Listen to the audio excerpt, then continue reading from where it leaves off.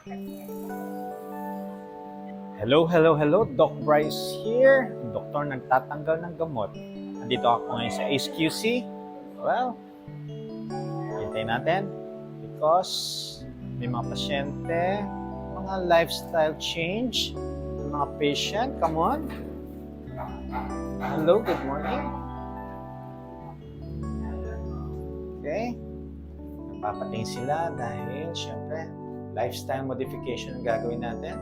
Proper nutrition, syempre ituturo pa rin paano mag-fasting and i-add natin ang active lifestyle. So samahan niyo ako ngayon. So loaded po tayo ngayon. Patient, haharapin natin, aayusin natin ang lifestyle nila para lalo mag-improve and syempre mag-a-adapt sila and mag-i-evolve. And ang next na face-to-face consultation here in HQC will be on June 5. So, message lang po or pwede rin po naman ako ma-reach through online consultation. Be the best version of yourself. Bye!